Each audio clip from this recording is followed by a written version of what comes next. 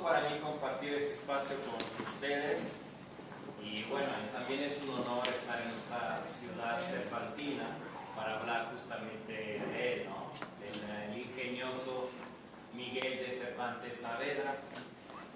Y me corresponde hablarles brevemente del teatro cervantino, pero antes permítanme ustedes hacerles una pregunta probablemente un poco rara y seguramente inesperada, ¿no?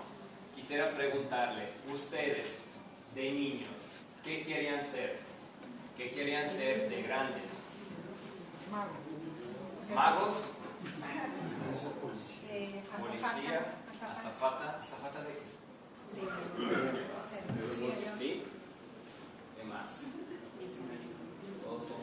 Todos son tímidos. Muy bien. Bueno, cuando yo era pequeño, recuerdo que quería ser un astronauta, entre muchas otras cosas al principio. Luego, junto con otro compañero de la escuela, quería ser un arqueólogo al estilo de Indiana Jones, por supuesto. Bueno, hoy en día mi respuesta sería probablemente más ambiciosa. Me contentaría con ser feliz. Empecé de esta manera con esa pregunta rara porque a partir de lo que comentan los biógrafos de Cervantes, creo poder imaginar lo que él hubiera contestado a esa pregunta, ¿no? ¿Qué quiere ser de grande? Y al mismo tiempo, esto me hace reflexionar cómo al hacer fracasar su deseo, su plan, el destino, el azar o Dios, hizo que el mismo Cervantes se convirtiera finalmente en el gran autor que seguimos celebrando a más de 400 años de su muerte. Entonces, finalmente, ¿qué quería ser Cervantes? Bueno, a lo mejor muchos ya lo han escuchado, ¿no? Quería ser un caballero, ¿no? Quería ser un gran caballero, serio, heroico. Por esta razón, en 1571 fue a la guerra, a una guerra importante, ¿no? La de Lepanto, en donde se decidió el destino cristiano de Europa. Sabemos también que Cervantes fue herido y recibió una importante carta de recomendación por manos de don Juan de Austria, y esa carta hizo que acabara preso por muchos años en Argel por los piratas berberiscos. Entonces quería ser un caballero, pero no logró exactamente cumplir con su deseo. Pero quiero pensar que al fracasar, este fracaso lo empujó a seguir imaginando y de esta manera crear a otro caballero cómico, improbable, el de la triste figura, ese Don Quijote de la Mancha que inspirará y seguirá inspirando a todos nosotros, y a ese héroe que secretamente duerme y descansa en nuestro corazón. Entonces quería ser un caballero, pero no lo logró. También tenía otro deseo. Quería ser básicamente Lope de Vega. O sea, quería ser como él, tener el mismo éxito en el teatro, en el momento en el cual el teatro era el género más popular del siglo de oro. Entonces quería ser Lope de Vega, vivir como él de su trabajo y ocupar un lugar tan privilegiado como, podemos decir, como dramaturgo nacional. Sin embargo, tampoco lo logró. La producción teatral de Cervantes nunca tuvo el mismo éxito, la misma calidad, podemos decir, de la producción de Lope de Vega. Lope de Vega, que el mismo Cervantes definía en un mixto entre Ode de amor como el Fénix de los ingenios, y que el vulgo definía como Lope de Vega, todopoderoso poeta del cielo y de la tierra. Entonces Cervantes quería ser un poeta, un dramaturgo como Lope de Vega, pero nunca lo logró. Su producción nunca tuvo el mismo éxito, ¿sí? Como dramaturgo, Cervantes escribió al final del siglo XVI diferentes obras. Aquí podemos recordar algunas de estas, como Los tratos de Argel, que escribe en 1582 una comedia de tema histórico centrada sobre el cautiverio de cristianos capturados por musulmanes. Y es una obra que a nuestros ojos tiene más que nada un valor documental hoy en día. Otra obra significativa, una tragedia escrita en el 1585, El cerco de Numancia, siempre obviamente de tema histórico, que relata el asedio por parte de Escipión el Africano de la ciudad, y los sucesos históricos hacen de fondo lo que es el tema principal de la obra, la indomable esperanza humana. Sucesivamente, en 1615, publica en Madrid 8 comedias y 8 entremeses nuevos nunca representados. Ese era el título de la publicación. Entonces, 8 comedias y 8 entremeses. Las comedias, una vez más, no tuvieron el éxito que Cervantes esperaba. La crítica moderna las presenta como un intento modesto de imitar al estilo lopesco. Diferente, bien otro nivel y éxito tuvieron en cambio los entremeses, ¿sí? Que son los 8 entremeses. Aquí no sé si alcanzan a ver los títulos, ¿sí? En cambio sí fueron muy exitosos y por eso estamos hablando de ellos. Antes que nada, ¿qué es un entremés?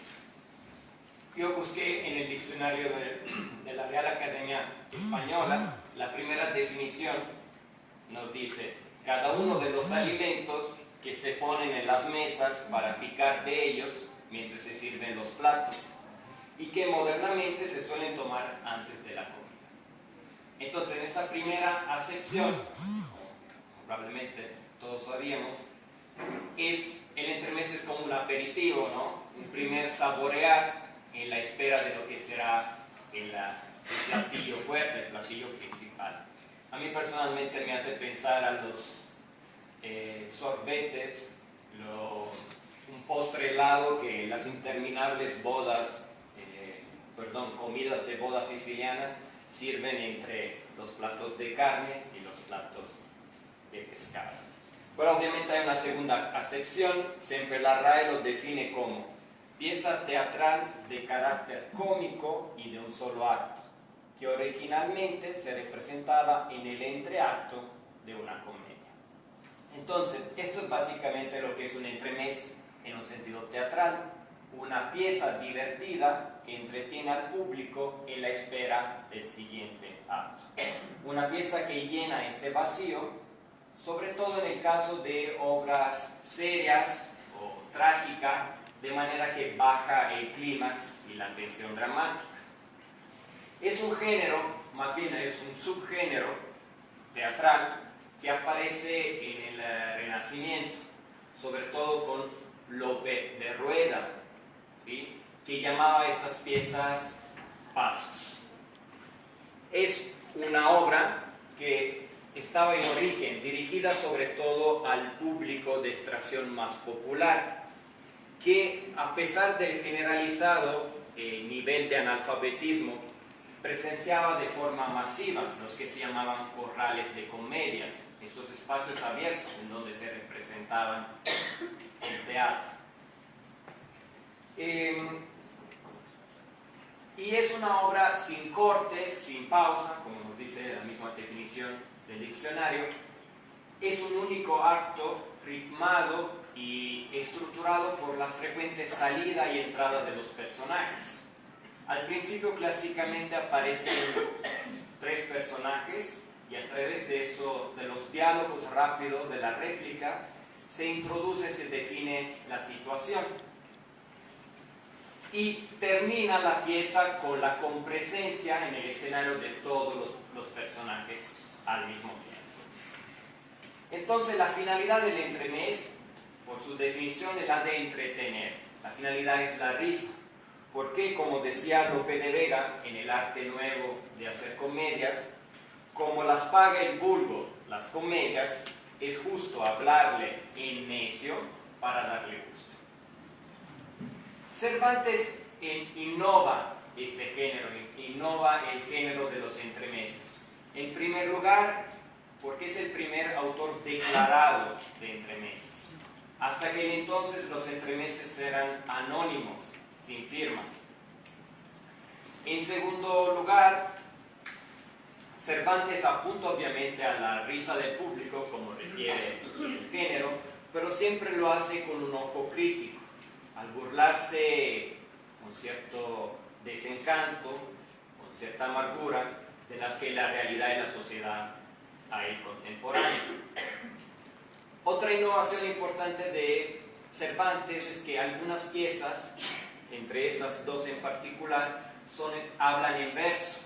Como en verso se hablaba el teatro, digamos, alto, serio, en aquella época. Entonces, no todas están escritas en versos, pero sí 2 de 8, y esta es una innovación que hace Cervantes. Quiero pensar también para subrayar la importancia que este subgénero tenía. En general, los entremeses de Cervantes son siempre muy breves, concisos. No hay una verdadera trama compleja, o en algunos casos hay una trama muy ligera, ¿no? Muy sencilla. Por ejemplo, en El juez de los divorcios, una de mis preferidas, hay más que nada el desenlace de un episodio, más que una verdadera trama. Probablemente podemos decir que esta brevedad, esta intensidad, es lo que logra, más bien es lo que es el punto fuerte de esta propuesta que hace Cervantes. Y probablemente es por eso que, de hecho, los únicos entremeses que han sobrevivido al olvido sean los de Cervantes, ¿no? Estos entremeses cervantinos son los únicos que hasta el día de hoy han llegado. Y sobre el público, ¿no? Ya mencionamos algo sobre el tema, era un público muy variado, pero generalmente el público siempre sabía qué esperarse, ya que los personajes tendían a ser los mismos, eran arquetípicos bajo cierto punto de vista. Encontramos al personaje del viejo, por ejemplo, con sus achaques, siempre celoso, siempre gruñón. Encontramos a Rufián, al soldado fanfarrón, etc. Son personajes que comparten algunos rasgos con las máscaras típicas de la comedia del arte italiana, por ejemplo. Y los mismos entremeses cervantinos apuntan en esa misma dirección. Sin embargo, la comicidad de Cervantes parece siempre apuntar un poco más allá, un poco más arriba, a través de un juego de espejos, siempre irónico entre realidad y fantasía, que es un juego típicamente cervantino, ¿no? Como todo podemos pensar en el Quijote, ¿no? Siempre en este juego entre realidad e ilusión. Pero vamos a ver muy rápidamente de qué hablan estos entremeses. No puedo decirle mucho porque sería quitarle la sorpresa, ¿no? Repito, son piezas muy breves. El juez de los divorcios es una pieza que pone en escenas y un desfile de parejas y de desaventuras matrimoniales, todos bajo la presencia de un juez llamado de alguna manera a resolver estas disputas. El rufián viudo, que recupera de alguna manera el ambiente y el género de la picaresca, y esto sí es una obra escrita en verso, en endecasílabos sueltos. Otra obra en versos es La elección de alcaldes de Daganzo, en donde podemos decir de alguna manera hay una disputa electoral entre 4 labradores que son sometidos a un examen cuidadoso por bachilleres y escribanos para ver si pueden ser efectivamente o no alcaldes. La guarda cuidadosa tiene que ver con el cortejo o la disputa amorosa de 2 jóvenes respecto a otra joven. Y la pieza, digamos que paralelamente representa el contraste entre 2 diferentes representaciones sociales de la época. El vizcaíno fingido pone en escena el intento de una estafa, daños de una prostituta, y la pieza resulta graciosa por el contraste gracioso entre la declaración y cierta insinuación, por así decirlo. El retablo de las maravillas, hay una vez más este juego entre el contraste entre verdad e ilusión. Y la cueva de Salamanca, también uno de los más conocidos, se pone en escena la burla adúltera, por así decir, que sufre un pobre esposo crédulo a daños por parte de su esposa y de la sirvienta de esa. Y el viejo celoso, que de alguna manera es una adaptación o una síntesis de otra novela, de una de las novelas ejemplares de Cervantes, El celoso extremeño. Entonces, estos son los 8 entremeses. Solo les quedará verlos como público, personalmente. Nada más les recomiendo recordar que la finalidad de los entremeses es la risa, es la hilaridad. El entremés nace con el objetivo de hacer olvidar al público en el breve tiempo de la pieza, ¿no? Los pendientes, las dificultades, las frustraciones que el hombre común de aquella época, como de la nuestra, ¿no?, cargaba. Entonces nace dentro de una idea de teatro no elitista, no moderada. Los actores estaban acostumbrados a actuar en medio de risas y carcajadas, de maneras que si al verlas les da risa, como le da la risa, y no pueden detenerlas, o sea, no se preocupen y